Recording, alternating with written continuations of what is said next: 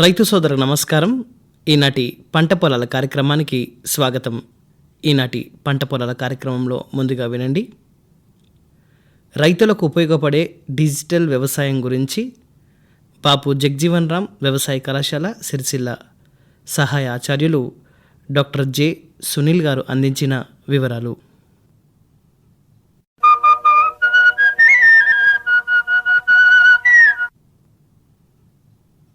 తెలంగాణ రైతు సోదరులకు నమస్కారం. డిజిటల్ వ్యవసాయం అంటే రైతులు వ్యవసాయ కార్యకలాపాలలో సమాచార సాంకేతికత, మొబైల్ అప్లికేషన్లు, ఉపగ్రహ డేటా, సెన్సార్లు, డ్రోన్లు మరియు కృత్రిమ మేధస్సు వంటి డిజిటల్ పరికరాలను ఉపయోగించి పంటలను పర్యవేక్షించడం, నిర్ణయాలు తీసుకోవడం మరియు మార్కెట్ను అనుసంధించడం. ఒక్క మాటలో చెప్పాలంటే సాంకేతిక పరిజ్ఞానంతో కూడిన ఆధునిక వ్యవసాయాన్నే డిజిటల్ వ్యవసాయం అంటారు. దీన్ని మనం స్మార్ట్ ఫార్మింగ్ అని కూడా అంటారు. డిజిటల్ వ్యవసాయంలో రైతులు వాతావరణ సమాచారం, నేల తేమ స్థాయి, నీటి వినియోగం, పురుగుల నివారణ మరియు మార్కెట్ ధరలను తమ మొబైల్ ఫోన్ ద్వారానే తెలుసుకోవచ్చు. అది ఎలా అనుకుంటారా? గత కొన్ని దశాబ్దాలుగా సాంకేతికత మానవ జీవితంలోని ప్రతి అంశాన్ని మార్చేసింది. వ్యవసాయ రంగం దానికి మినహాయింపు కాదండోయ్. ఆధునిక వ్యవసాయంలో మొబైల్ యాప్లు ఒక ముఖ్యమైన సాధనంగా అవతరించాయి. నేటి రోజుల్లో దాదాపు ప్రతి రైతు దగ్గర మొబైల్ ఫోన్ ఉంటుంది. ఒకప్పుడు మొబైల్ను కేవలం మాట్లాడడానికి మాత్రమే వాడేవారు. కానీ ఇప్పుడు ఇంటర్నెట్ సహాయంతో అదే మొబైల్ ఫోన్ రైతులకు సలహాలు ఇచ్చే స్నేహితుడిగా, మార్కెట్ ధరలు చెప్పే సాధనంగా, వాతావరణ సూచనలు అందించే పరికరంగా, మరీ ముఖ్యంగా చెప్పాలంటే రైతు పాఠశాలగా ఉపయోగపడుతుంది. ముందుగా మనం ఈ మొబైల్ యాప్లు వాటి ప్రధాన ఉపయోగాలు తెలుసుకుంటే గనక, మొదటిది వాతావరణ సూచనలు. రైతులకు అత్యంత ముఖ్యమైన సమాచారంలో వాతావరణం ఒకటి. పంటల సాగు, నాటడం, నీటిపారుదల మరియు కోతకు వాతావరణ అంచనాలు కీలకం. ఈ మొబైల్ యాప్లు వాతావరణాన్ని, వాటి సమాచారాన్ని మనకు అందిస్తూ ఉంటాయి. ఉదాహరణకు చెప్పాలంటే వర్షం ఎప్పుడు వస్తుంది, ఉష్ణోగ్రత మరియు గాలి వేగం ఎలా ఉంటాయి, వాటి వివరాలను తెలియజేస్తాయి. ఈ సమాచారం ఆధారంగా రైతులు తమ వ్యవసాయ పనులను ముందుగానే ప్రణాళికలో చేసుకోవచ్చు. రెండవది మార్కెట్ ధరలు. తమ ఉత్పత్తులకు సరైన ధర పొందడం రైతులకు ఎల్లప్పుడూ ఒక పెద్ద సవాలే. మొబైల్ యాప్లు వివిధ మార్కెట్లోని ప్రస్తుత పంట ధరలను అందిస్తాయి. అవి ఎలా అంటే రైతులు తమ పంటలను ఎప్పుడు, ఎక్కడ విక్రయిస్తే మంచి ధర లభిస్తుందో ఈ సమాచారం ద్వారా నిర్ణయించుకోవచ్చు. దీనివల్ల మధ్యవర్తుల ప్రమేయం తగ్గి రైతులకు లాభాలు పెరుగుతాయి. మూడవది పంట సలహాలు. చాలా వ్యవసాయ యాప్లు పంటల సాగులు పద్ధతులు, తెగుళ్ళు మరియు వ్యాధుల నివారణ మరియు పోషక నిర్వహణపై సలహాలు ఇస్తూ ఉంటాయి. రైతులు తమ పంటలకు సంబంధించిన సమస్యలను ఫోటో తీసి అప్లోడ్ చేస్తే సరిపోతుంది. నిపుణులైన వ్యవసాయ శాస్త్రవేత్తలు వారికి పరిష్కార మార్గాలను సూచిస్తారు. దీనివల్ల రైతులు ఖర్చులను తగ్గించుకోవచ్చు. చాలామంది రైతులకు ప్రభుత్వం అందిస్తున్న వివిధ పథకాలు, సబ్సిడీలు మరియు రుణ సదుపాయాల గురించి సరైన అవగాహన ఉండదు. మొబైల్ యాప్ల ద్వారా ఈ పథకాల వివరాలు, సమగ్ర సమాచారాన్ని ఒకే చోట అందిస్తాయి. రైతులు తమకు ఏ పథకం వర్తిస్తుందో తెలుసుకొని దరఖాస్తు చేసుకోవడానికి ఈ యాప్లు చాలా తోడ్పడతాయి. డిజిటల్ మార్కెటింగ్లో ఈ యాప్ల పాత్ర కీలకంగా ఉంటుంది. రైతులు నేరుగా వినియోగదారులకు లేదా వ్యాపారుల పంటలకు అమ్మే అవకాశం లభిస్తుంది. ఇలా చూసుకుంటే కనుక మీకోసం కొన్ని ఉపయోగకరమైన మొబైల్ యాప్స్ ఈరోజు మీకు తెలియజేస్తున్నాను. అందులో మొదటిది కిసాన్ సువిధ. ఈ యాప్ 2016లో భారత ప్రభుత్వం ప్రారంభించిన యాప్. కేంద్ర రాష్ట్ర ప్రభుత్వాల పథకాలు, పశుసంవర్ధక సమాచారం ఇందులో లభిస్తుంది. అంతేకాకుండా వాతావరణ సూచనలు, మార్కెట్ ధరలు, పంటల బీమా సమాచారం కూడా ఈ యాప్లో మీకు లభిస్తుంది. రెండవది ప్లాంటిక్స్ యాప్. ఇది జర్మనీ సంస్థ అభివృద్ధి చేసిన యాప్. మొక్క ఫోటో తీస్తే చాలు దీని యొక్క వ్యాధులు, పురుగుల నష్టం గుర్తించి పరిష్కార సూచనలు మీకు ఇస్తుంది. దీనివల్ల పంట నిర్వహణ సలహాలు, రైతులకు కమ్యూనిటీ ద్వారా అనుభవాలు పంచుకోవడం, ఇలాంటి ఎన్నో ఉపయోగాలు ఉన్నాయి. మూడవది పూసా కృషి. 2016లో ప్రారంభించబడిన ఈ యాప్ ICAR-AIRA అభివృద్ధి చేసిన కొత్త సాంకేతిక వంగడాల గురించి రైతులకు తెలియజేస్తుంది. కొత్త పంట రకాలు, వనరుల సంరక్షణ పద్ధతులు, ఆధునిక వ్యవసాయ యంత్రాల వినియోగం, ఇలాంటి మరెన్నో విషయాలు ఈ యాప్లో సమృద్ధి చేయబడి ఉన్నాయి. మూడవది ఖేతీ బడి. ఈ ఖేతీ బడి యాప్ సేంద్రియ వ్యవసాయం కోసం ఇది ప్రత్యేకంగా రూపొందించబడిన యాప్. దీనివల్ల రైతులకు సహజ పద్ధతుల్లో సమాచారం అందిస్తుంది. ఇది రసాయనాల వినియోగం తగ్గించడంతో పాటు మీకు ప్రాంతీయ భాషల్లో అయిన హిందీ, మరాఠీ, ఇంగ్లీష్, గుజరాతీ భాషల్లో ఇది మీకు అందుబాటులో ఉంటుంది. మీకు కనుక SMS సేవల నుంచి సమాచారం రావాలి అనుకుంటే కిసాన్ పోర్టల్ అనే ఒక యాప్ ఉంటుంది. దీనిలో రైతులకు వారి భాషల్లోనే SMS రూపంలో సలహాలు పెంపొందుతాయి. ఇలా ప్రతి యాప్ మార్గదర్శకుడిగా ఉండి పంటల ఉత్పత్తి మరియు ఆదాయాన్ని పెంచడంలో ఉపయోగపడుతుంది. ఇవే కాకుండా తెలంగాణలో రైతు బంధు సమాచారం కోసం తెలంగాణ రైతు బంధు యాప్ అనేది ఉంది. తెలంగాణ ప్రభుత్వ పథకాల సమాచారం మరియు రిజిస్ట్రేషన్ స్థితి మరియు ఆర్థిక లావాదేవీల సమాచారం తెలుసుకోవడానికి ఈ యాప్ అనేది మీకు ఉపయోగపడుతుంది. PM ఫసల్ బీమా యోజన ఈ యాప్ ద్వారా పంట బీమా వివరాలు, క్లెయిమ్ స్థితి తెలుసుకోవడానికి ఇది చాలా ఉపయోగపడుతుంది. మరి ముఖ్యంగా ఫెర్టిలైజర్స్ గురించి మీకు ఇన్ఫర్మేషన్ కావాలి అనుకుంటే వాతావరణంలో పంటల సలహాలు, మార్కెట్ ధరలు మరియు రైతు శిక్షణ వీడియోలు మీకు అందుబాటులో ఉంటాయి. ఈ యాప్ పేరు వచ్చేసి IFFCO Kisan app. Agri market app ద్వారా సమీపంలోని మార్కెట్ ధరలను తెలుసుకోవచ్చు. ఈ మార్కెట్ ధరలు తెలుసుకోవడం ద్వారా రైతులు తమ పంటలను ఎక్కడ అమ్మితే లాభం ఎక్కువగా వస్తుందో వాటి వివరాలు మీరు ముందే తెలుసుకోవచ్చు. ఇలాంటి యాప్స్ మరెన్నో ఉన్నాయి. సో రైతులకు ముఖ్య సలహాలు ఏంటంటే, ముందుగా ఏదైనా ఒక అప్లికేషన్ వ్యవసాయంలో యూజ్ చేయాలనుకుంటే దానికి సరైన అప్లికేషన్ ఎంచుకోవాలి. ఎలా అంటే ప్రభుత్వం ఆమోదించిన యాప్ మాత్రమే ఎంచుకోండి. ఎప్పటికప్పుడు అప్డేట్ చేయడం జరుగుతూ ఉండాలి. తాజా సమాచారం మరియు కొత్త ఫీచర్ల కోసం యాప్ను ఎల్లప్పుడూ అప్డేట్ చేస్తూ ఉండాలి. ఇంటర్నెట్ కనెక్షన్ అనేది తప్పనిసరి. మరియు యాప్ ద్వారానే కాకుండా సమాచారాన్ని నిపుణులతో సంప్రదించండి. ఇలా నిపుణులతో సంప్రదించడం వల్ల ఏదైనా ముఖ్యమైన నిర్ణయం తీసుకునే ముందు స్థానిక వ్యవసాయ అధికారులు మీకు అందుబాటులో ఉంటారు. వీటి వల్ల మీరు యాప్ ద్వారా వచ్చిన సమాచారాన్ని, నిపుణులు చెప్పిన సమాచారాన్ని రెండింటిని మీరు తెలుసుకొని మీరు సరైన డిసిషన్ తీసుకోవడానికి ఉపయోగపడుతుంది. అవగాహన పెంచుకోండి. యాప్లు ఎలా ఉపయోగించాలో తెలుసుకోవడానికి వీడియోలు చూడండి లేదా శిక్షణ తరగతులకు వెళ్ళండి. ఇలా ఈ డిజిటల్ వ్యవసాయంలో మొబైల్ యాప్స్ అనే కాకుండా ఇంటర్నెట్ ఆఫ్ థింగ్స్, డ్రోన్స్ మరియు రిమోట్ సెన్సింగ్, GIS వంటి అనేక సాంకేతికతలను ఉపయోగించి మనం స్మార్ట్ ఫార్మింగ్ అనేది చేయొచ్చు. ఇవన్నీ మనం ఉపయోగాలు తెలుసుకుంటే కనుక దీంట్లో డిజిటల్ వ్యవసాయంలో కొన్ని సవాళ్ళు కూడా ఉన్నాయి. మొదటిది ఏంటి అంటే గ్రామీణ ప్రాంతాల్లో ఇంటర్నెట్ మరియు స్మార్ట్ ఫోన్ లభ్యత పరిమితం. రెండవది రైతుల్లో డిజిటల్ సాక్షరత అవగాహన అనేది తక్కువ. మూడవది అప్లికేషన్ భాష మరియు సాంకేతిక అవగాహన లోపం. నాలుగవది డేటా ప్రైవసీ మరియు సెక్యూరిటీ సమస్యలు. ముందుగా రైతులు ఈ డేటా ప్రైవసీ, సెక్యూరిటీ సమస్యలు ఎందుకు తలెత్తాయంటే ఏదైనా మన సమాచారాన్ని మనం వాళ్ళకి ఎవరైతే యాప్లో కనుక పెడితే కనుక అది సెక్యూరా కాదా, లేకుంటే ఎవరికైనా తెలిస్తే మనకు రైతు బంధు అనే సమస్యలు, లేదు అంటే బీమా సమస్యలు ఏదైనా వస్తాయని వారు ముందే అనుకొని దీనివల్ల వాళ్ళు డేటా అనేది షేర్ చేయడానికి ఇష్టపడరు. ఈ డిజిటల్ వ్యవసాయం భారతీయ వ్యవసాయ రంగానికి ఒక కొత్త దిశ చూపిస్తుంది. మొబైల్ యాప్స్, సెన్సార్లు, డ్రోన్లు మరియు డేటా విశ్లేషణ పద్ధతులు రైతులను స్మార్ట్ రైతులుగా మార్చబోతున్నాయి. భవిష్యత్తులో రైతులు డిజిటల్ సాధనాలను సమర్థవంతంగా ఉపయోగిస్తే సుస్థిర, లాభదాయక మరియు సాంకేతిక ఆధారిత వ్యవసాయం సాధ్యమవుతుంది. సారాంశం ఏమిటంటే డిజిటల్ వ్యవసాయం అంటే మీకు ముందే చెప్పాను, సాంకేతిక పరిజ్ఞానంతో కూడిన ఆధునిక వ్యవసాయం. దీంట్లో మొబైల్ అప్లికేషన్లు రైతులకు వాతావరణం నుండి మార్కెట్ ధరల వరకు సమగ్ర సమాచారం అందిస్తూ వ్యవసాయాన్ని తెలివైన నిర్ణయాలతో ఆధారపడి ముందుకు తీసుకెళ్లడానికి చాలా ఉపయోగపడుతుంది. డిజిటల్ పద్ధతులు గ్రామీణ భారతదేశాన్ని స్మార్ట్ వ్యవసాయ దేశంగా మార్చగలవు.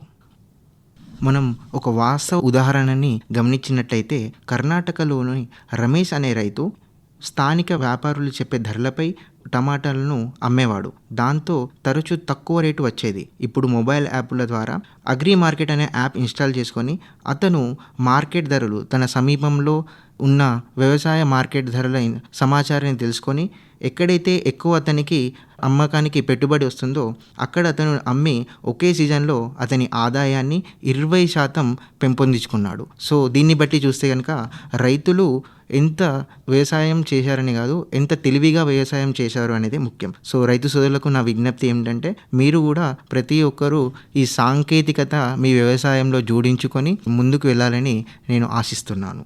సో దీనివల్ల తద్వారా జాతీయ ఆహార భద్రత కూడా బలపడుతుంది. మనం 2050 సంవత్సరానికి ఎంతైతే 1.7 బిలియన్ ఉన్న పాపులేషన్కి ఫుడ్ మనం ప్రొడ్యూస్ చేయడానికి చాలా ఉపయోగపడుతుంది. ధన్యవాదాలు.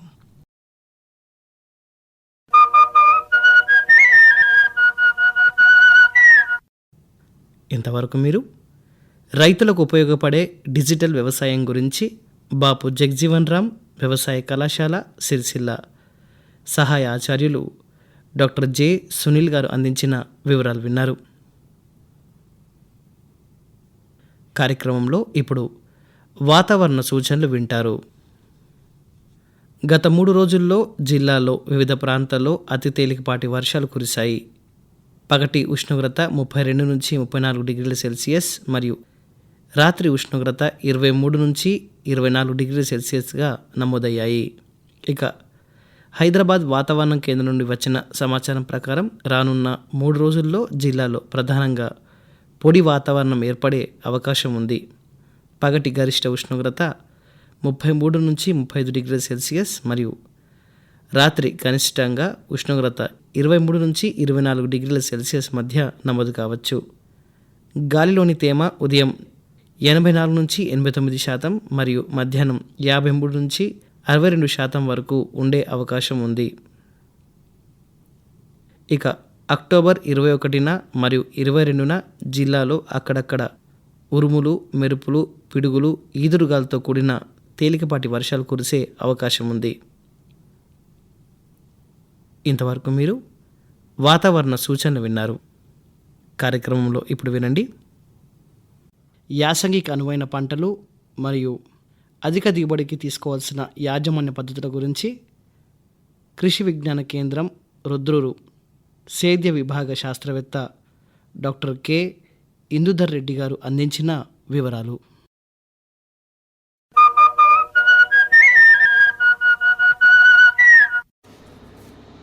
నమస్కారం.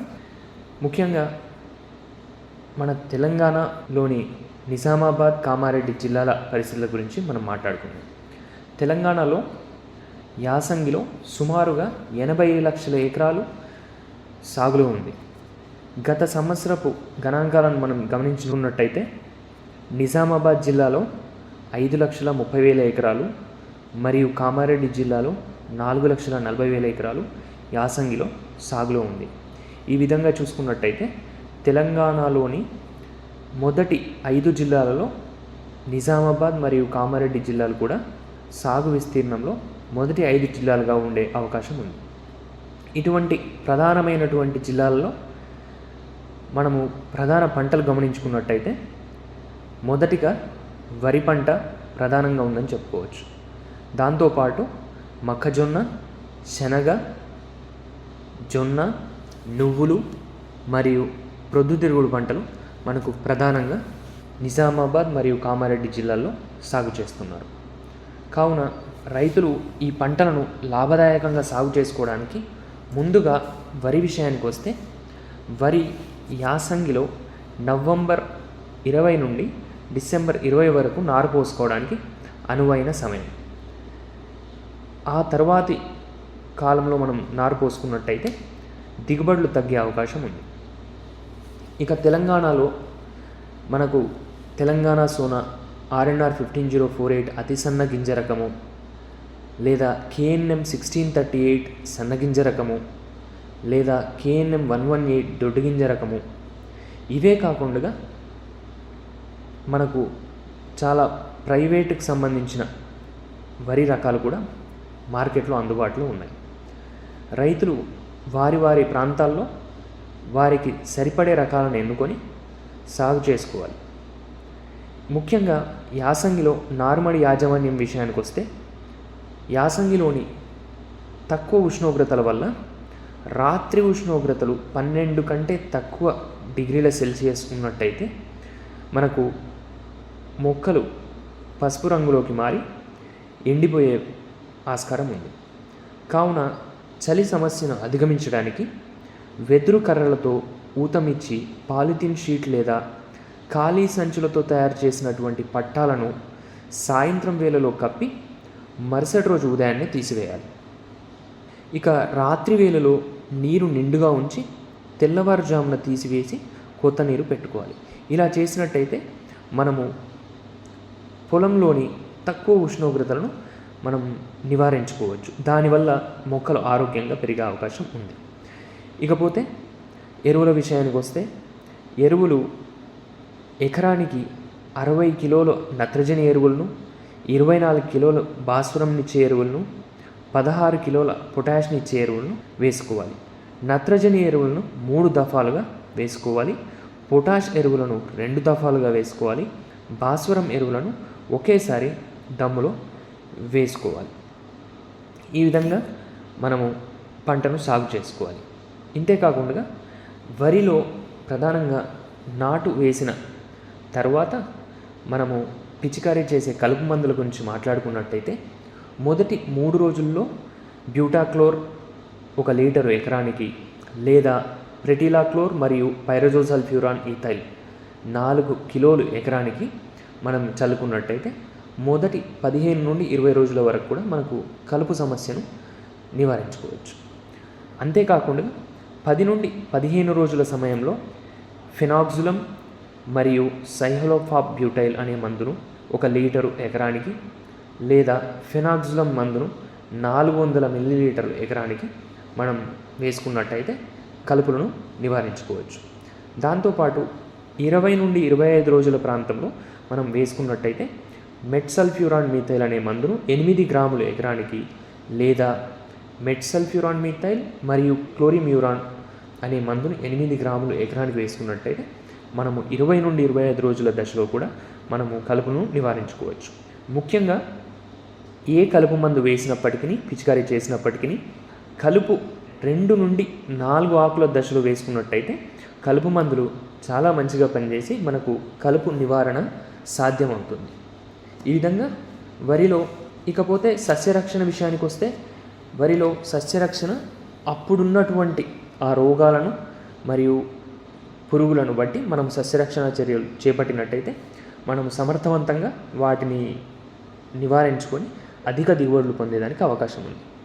ఇక ఈ 2 జిల్లాల్లో, నిజామాబాద్ మరియు కామారెడ్డి జిల్లాల్లో మొక్కజొన్న విషయానికి వస్తే, యాసంగిలో మొక్కజొన్న అక్టోబర్ 15 నుండి నవంబర్ 15 వరకు విత్తుకోవాలి.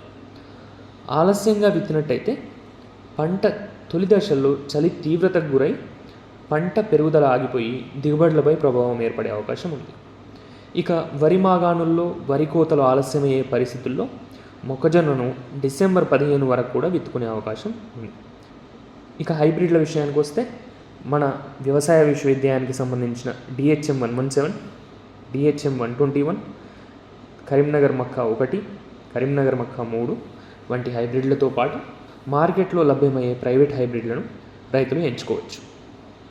ఇక మొక్కజొన్న సాగులో వరుసల మధ్య 60 సెంటీమీటర్లు, మొక్కల మధ్య 20 సెంటీమీటర్లు ఉండేటట్టుగా చూసుకున్నట్టయితే ఎకరానికి మనకు 8 కిలోల విత్తనం సరిపోతుంది.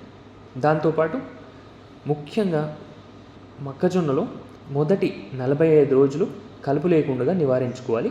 దానికి గాను విత్తిన వెంటనే 1 కిలో అట్రజిన్ మందును 200 లీటర్ల నీటిలో కలిపి ఎకరానికి పిచికారీ చేసుకోవచ్చు. లేదు 20-25 రోజుల దశలో కలుపు నివారణకైతే టెంబోట్రయాన్ అనే మందును 115 మిల్లీలీటర్ల ఎకరానికి లేదా టోప్రామిజోన్ మరియు అట్రజిన్ మందును 400 గ్రాముల ఎకరానికి కూడా పిచికారీ చేసుకొని సమర్థవంతంగా కలుపును నివారించుకోవచ్చు. ఇక చలి ఉధృతి ఎక్కువ ఉన్నప్పుడు మొక్కజొన్న పంటల్లో ఎదుగుదల లేకుండా మొక్కలన్నీ కూడా ఊద రంగులోకి మారుతాయి. ఇటువంటి పరిస్థితుల్లో మనకు భాస్వరం లోపం ఏర్పడే అవకాశం ఉంది.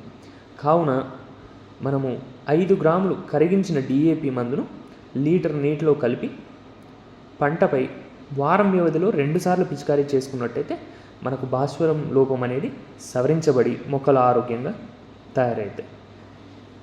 మొక్కజొన్నలో ఎకరానికి 96 కిలోల నత్రజనినిచ్చే ఎరువులు, 32 కిలోల భాస్వరంనిచ్చే ఎరువులు మరియు 32 కిలోల పొటాషియం ఇచ్చే ఎరువులు వేసుకోవాలి.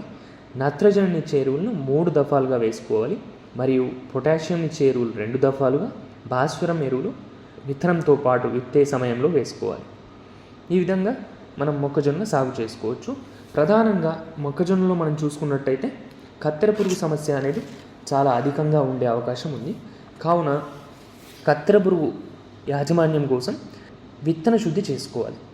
రైతులందరూ కూడా కిలో విత్తనానికి 6 మిల్లీలీటర్ల శాంట్రెనిలిప్రోల్ మరియు థయోమెథాక్సమ్ మందును కిలో విత్తనానికి పట్టించాలి.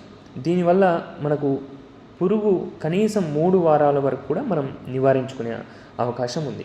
ఈ విధంగా మొక్కజొన్నలో మనకు మెలకువలు పాటించి అధిక దిగుబడులు పొందే అవకాశం ఉంది.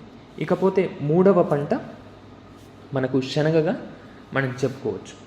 శనగలో అక్టోబర్ మరియు నవంబర్ మొదటి పక్షం వరకు మనం విత్తనం వేసుకునేదానికి ఆస్కారం ఉంది.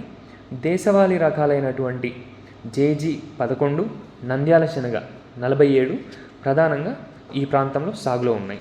ఇవే కాకుండా ప్రైవేట్ రకాలు కూడా మనం సాగు చేసుకునేదానికి ఆస్కారం ఉంది. ముఖ్యంగా ఎక్కడ ప్రాంతాల్లో అయితే శనగ మొదటిసారి సాగు చేస్తున్నారో వాళ్ళు విత్తనానికి రైజోబియం కల్చర్ను కలిపి వాడినట్టయితే పంట ఆరోగ్యంగా వచ్చే అవకాశం ఉంది. మొదటిసారి పొలంలో సాగు చేసేటప్పుడు రైజోబియం కల్చర్ని 200 గ్రాముల రైజోబియం మిశ్రమాన్ని 300 మిల్లీలీటర్ల 10% బెల్లం మిశ్రమంతో కలిపి 8 కిలోల విత్తనానికి సరిపోతుంది. ఇలా చేసుకున్నట్టయితే పంట కాలంలో పంటకు నత్రజని అధికంగా లభ్యమయ్యి పంట ఆరోగ్యంగా ఉండే అవకాశం ఉంది. ఎకరానికి దేశవాళీ రకాలు 30 కిలోల విత్తనం సరిపోతుంది. విత్తే దూరం సాళ్ళ మధ్య 30 సెంటీమీటర్లు మరియు మొక్కల మధ్య 10 సెంటీమీటర్లు ఉండేటట్టుగా చూసుకోవాలి. ప్రధానంగా శనగ పంటలో ఎండు తెగులు సమస్య ఉన్నటువంటి భూముల్లో ట్రైకోడర్మా విరిడి అనే మందును కూడా ప్రతి కిలో విత్తనానికి 8 గ్రాములు కలిపి పట్టించి విత్తుకున్నట్టయితే మనము ఎండు తెగులును కూడా నివారించుకోవచ్చు. ఇక ఎరువులు ఎకరానికి 8 కిలోల నత్రజనినిచ్చే ఎరువులు, 20 కిలోల భాస్వరంనిచ్చే ఎరువులు, 8 కిలోల పొటాషియంనిచ్చే ఎరువులు మరియు 40 కిలోల గంధకంనిచ్చే ఎరువులు కూడా మనం వేసుకున్నట్టయితే శనగ పంటలో మనకు అధిక దిగుబడులు వచ్చి సరాసరిగా 10 క్వింటాల దిగుబడి వచ్చే అవకాశం. కాబట్టి రైతులందరూ కూడా ఈ మెలకువలను పాటించి శనగలో అధిక దిగుబడులు పొందేటట్టుగా చూసుకోవాలి. ఇకపోతే 4వ పంటగా మనం జొన్నలు చూసుకున్నట్టయితే జొన్న పంటను తేలికపాటి ఎర్ర చెల్కా నేలలు లేదా తేమను నిలుపుకునే నల్లరేగడి పొలాల్లో సాగుకు అనుకూలంగా భావించవచ్చు. చౌడు నేలలు మరియు మురుగునీరు నిల్వ ఉండే నేలలు ఈ పంటలు వేసుకోరాదు. యాసంగిలో అక్టోబర్ 2వ పక్షం లోపు విత్తుకున్నట్టయితే పంట చివరి దశలో బెట్టకు గురి కాకుండా ఉంటుంది. ఇక నీటిపారుదల సౌకర్యం ఉన్న ప్రదేశాల్లో తేలికపాటి నెలల్లో మరియు బరువైన నెలల్లో కూడా ఇది విత్తుకోవచ్చు. డిసెంబర్ చివరి వారం వరకు కూడా జొన్నను విత్తుకునేదానికి అవకాశం ఉంది. జొన్నలో CSV 41, పాలమూరు జొన్న వంటి వ్యవసాయ విశ్వవిద్యాలయానికి సంబంధించిన రకాలు మరియు ప్రైవేట్ రకాలు కూడా మార్కెట్లో మనకు అందుబాటులో ఉన్నాయి.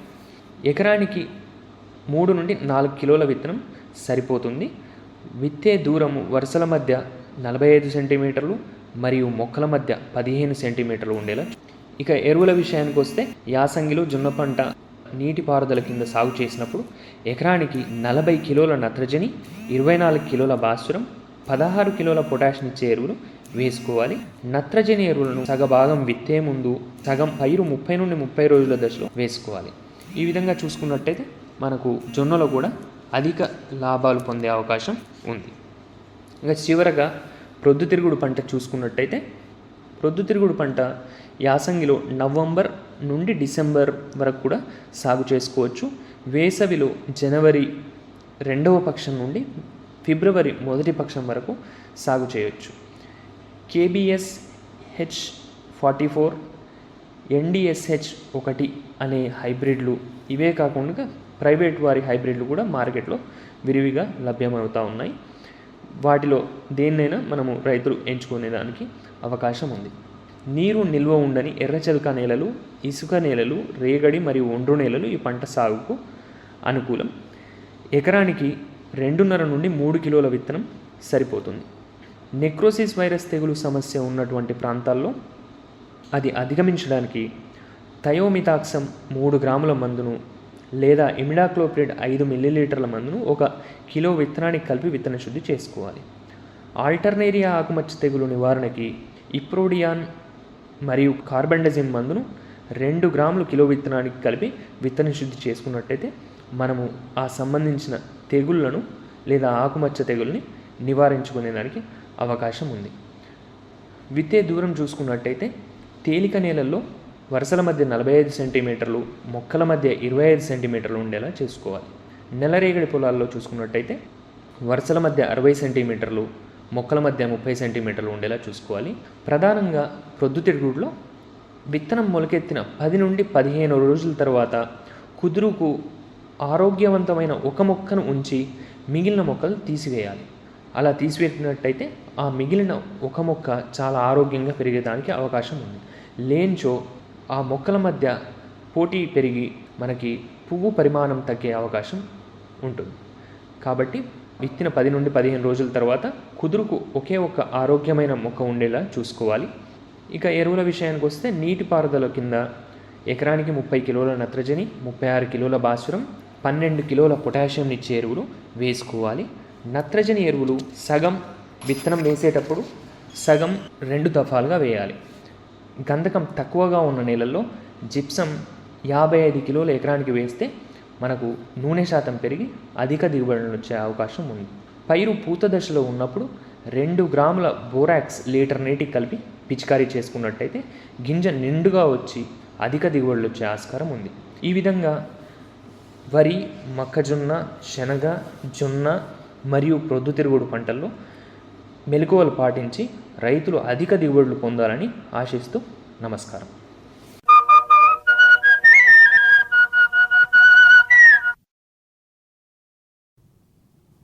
ఇంతవరకు మీరు యాసంగికి అనువైన పంటలు మరియు అధిక దిగుబడికి తీసుకోవాల్సిన యాజమాన్య పద్ధతుల గురించి కృషి విజ్ఞాన కేంద్రం రుద్రూరు సేద్య విభాగ శాస్త్రవేత్త డాక్టర్ కె ఇందుధర్ రెడ్డి గారు అందించిన వివరాలు విన్నారు.